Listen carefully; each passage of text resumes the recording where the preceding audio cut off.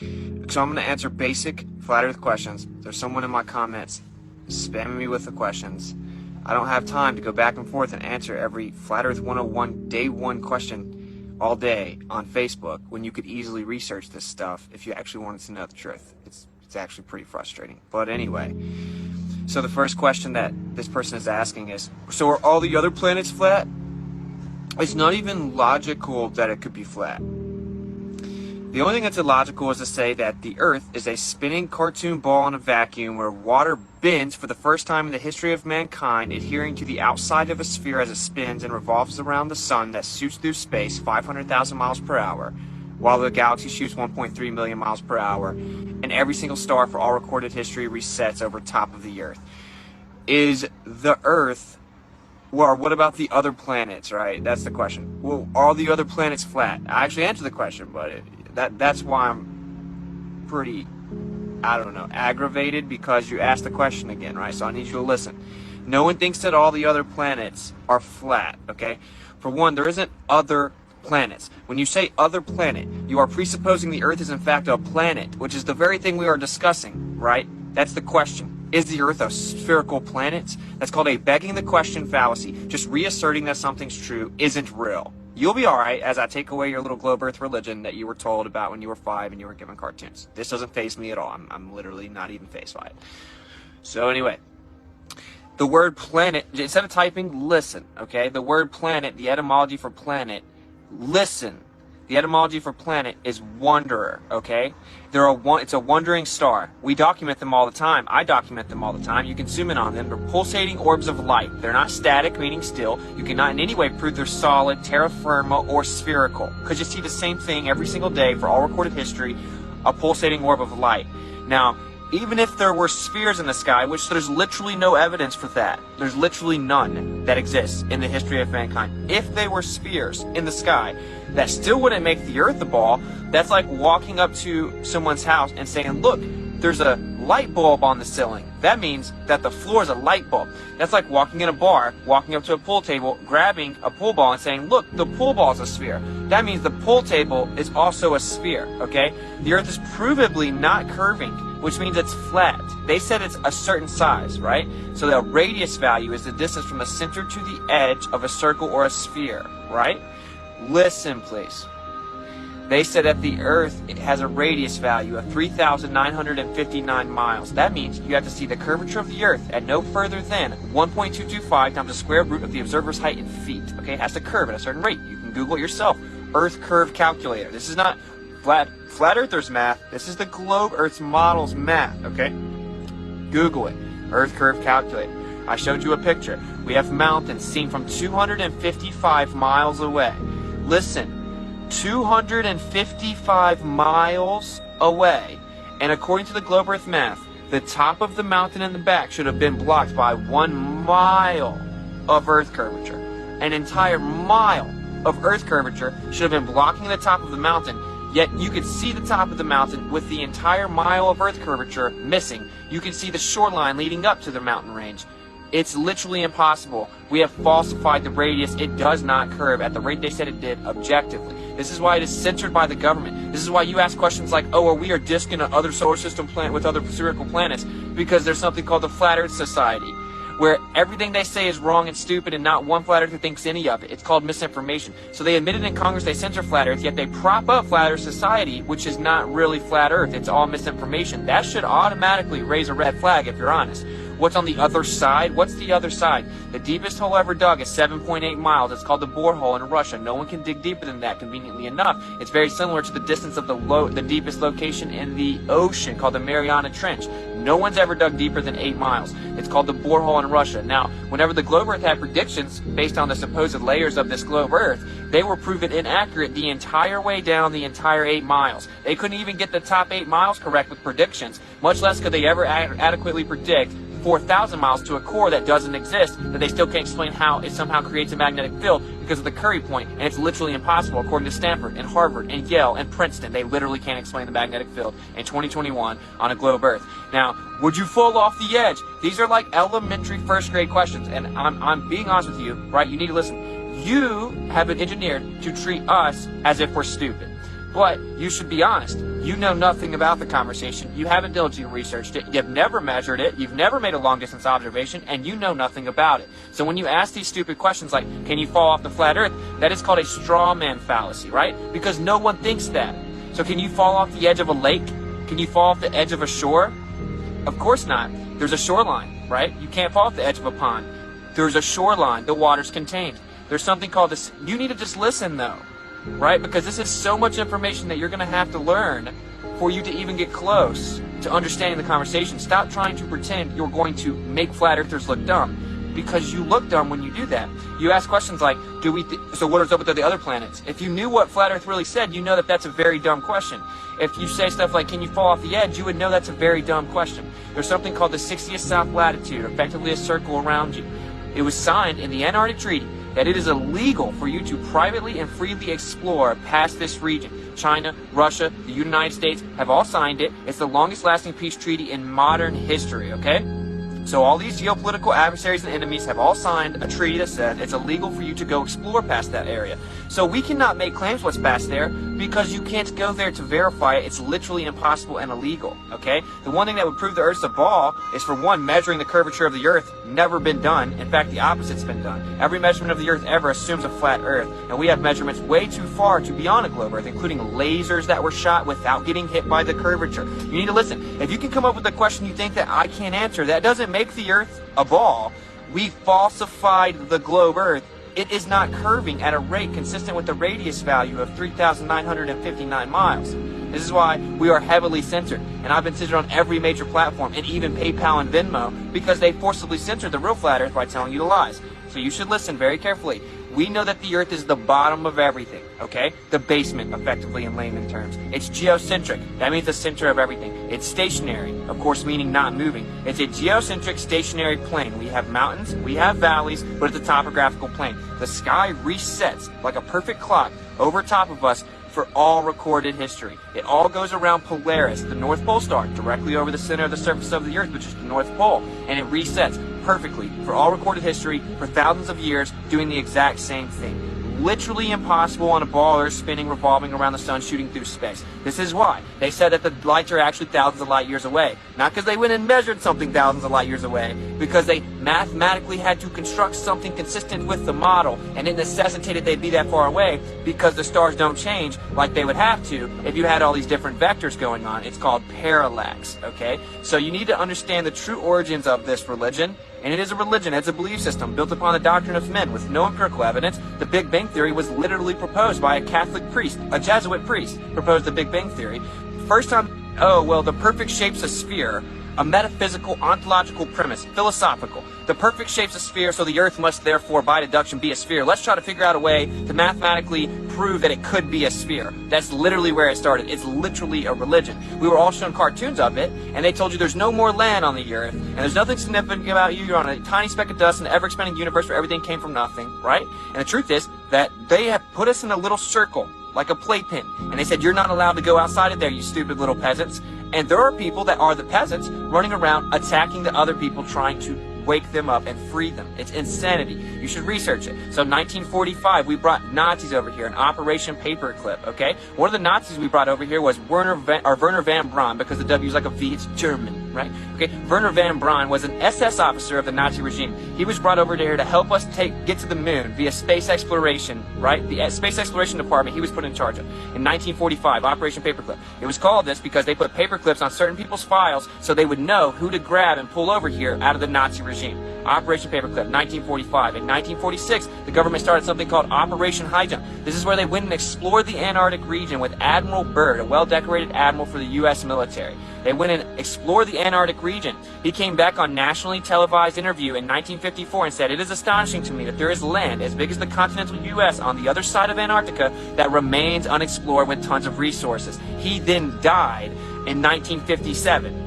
In perfect shape, heart complication. 3 years later, he died in 1957. In 1958, NASA was founded, which means to deceive in Hebrew and has a snake tongue going through it. In 1959, they signed the Antarctic Treaty, which said that it was illegal to privately explore that region that they had just explored in Operation High Jump. In 1961, JFK then came out and told the world America's going to be the first country to land on the moon. In 1962, they then started to shoot high-altitude missiles in something called Operation Fishbowl, which was part of a bigger operation called Operation Dominique, which translates to of the Lord. So literally meaning Operation Fishbowl of the Lord. The U.S. military shot high-altitude missiles up trying to penetrate the firmament and container. There's hundreds of documents explaining that there's a firmament and that there is, in fact, approximation method to determine the brightness of the firmament that was proven accurate. There are U.S. military documents that have been declassified, but it wasn't on CNN or TikTok, so you've never heard of it. That is how they've effectively brainwashed the public with cartoons since they were 5. So then they shot these up in 62, 1 year after JFK said we were going to go to the moon. Then JFK got assassinated.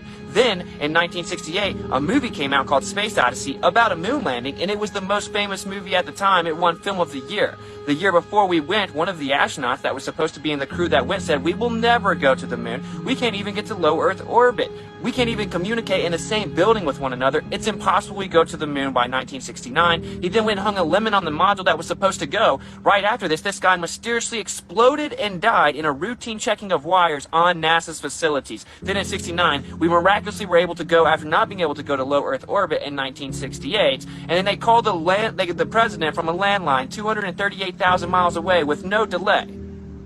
Yet they say we cannot go back to this day over 50 years later because they quote-unquote destroyed the technology and it's a painful process to build it back, quote-unquote, from Don Pettit, world-renowned astronaut.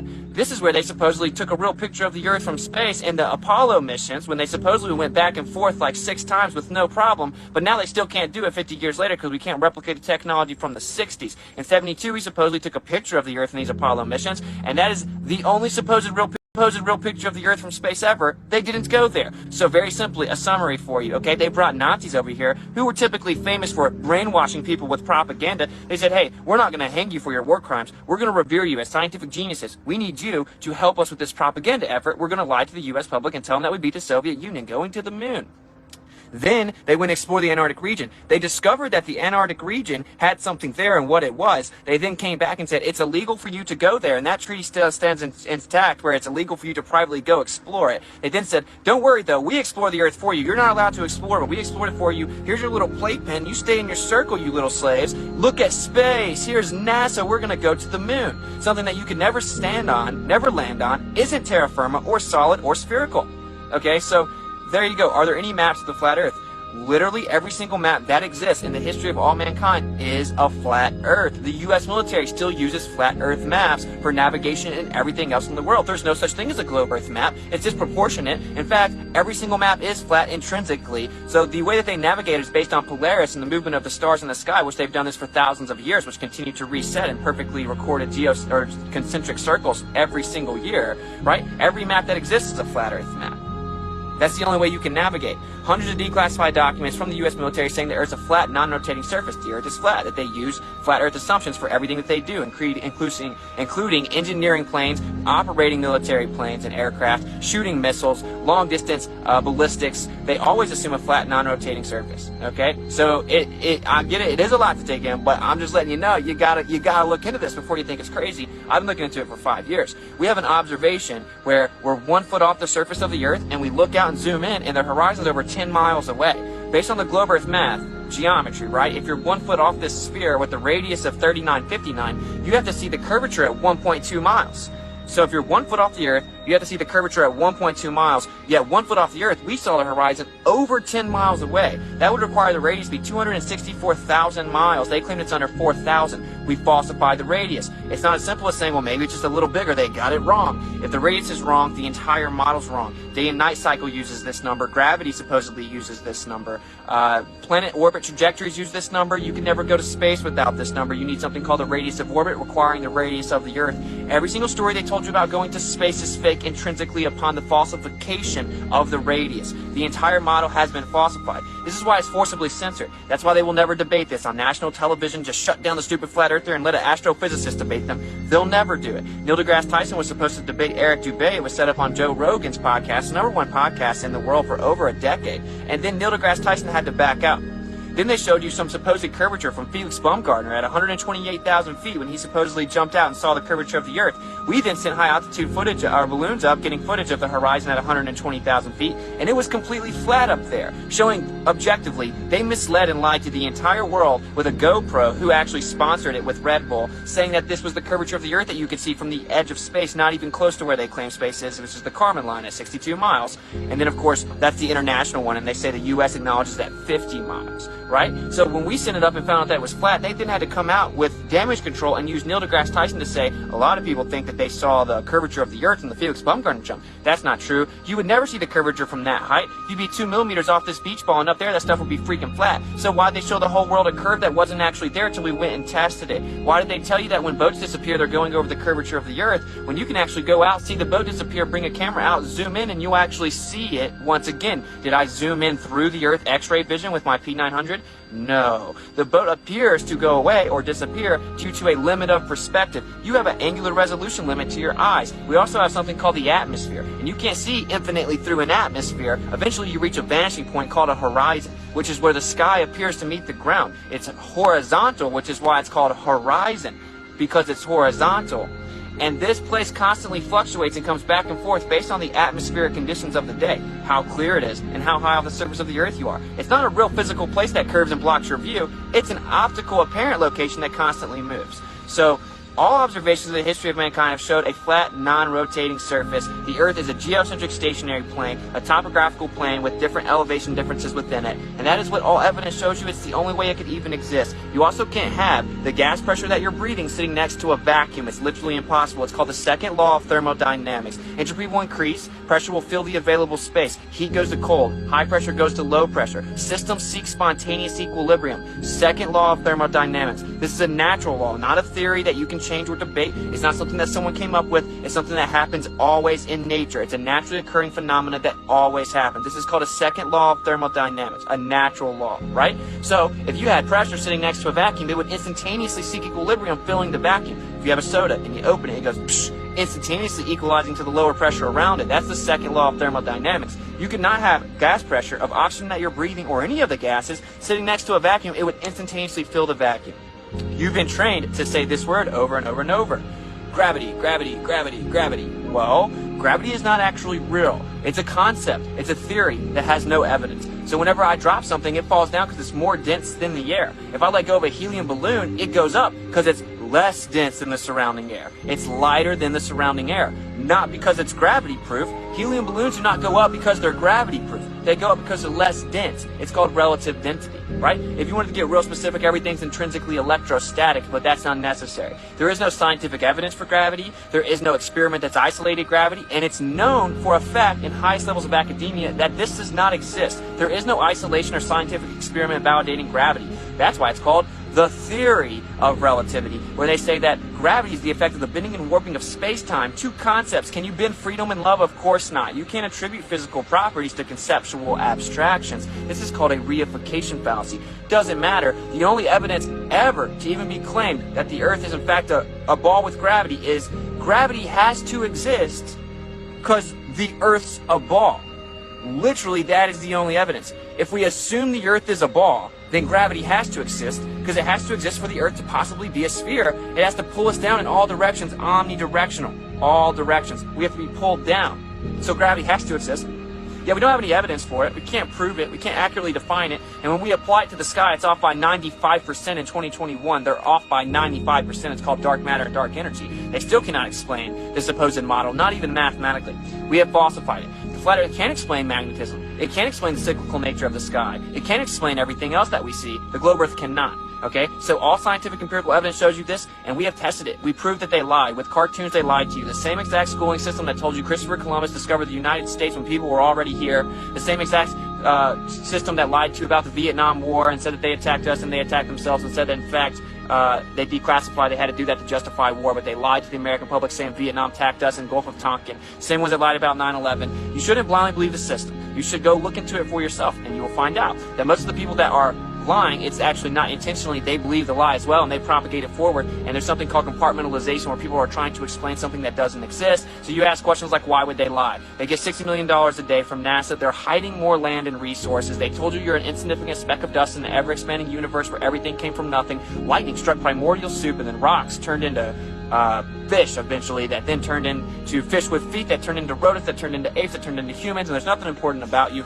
Random chaotic happenstance that you even exist over the course of billions of years of everything exploding from nothing. You get perfectly coalesced into spheres where happen to be you can somehow live here. So don't worry. Well, the truth is, the Earth is stationary and the center of everything, geocentric, and the sky moves in perfect circles over top of us around the center of the sky, right over the center of the Earth. And that means the Earth had to be created. It had to be placed there. So they're hiding the creator. There's 3 reasons. Also, you can't trust any of your senses. You think you're spinning 1,000 miles per hour, but you don't feel it. You think the Earth is curving, but you see it flat. You think that the sun is sitting still in the sky, but you see it move. You think the sun is 400 times bigger than the moon, but you see it as the same size as the moon. And so you can no longer trust your senses. You do not think that you can adequately tell the difference between truth and fiction. You must turn to authority to get all of your answers that you cannot understand. So they have brainwashed you into a slave state where you always turn to the authority to know what truth is, because you have been told that you cannot figure it out on your own. This is how you have good brainwashing capability of a state. So there's 4 very rudimentary reasons they would lie. Why wouldn't they lie? Knowledge is power. If you're the only one with the knowledge, it's much more powerful. When does the government not lie?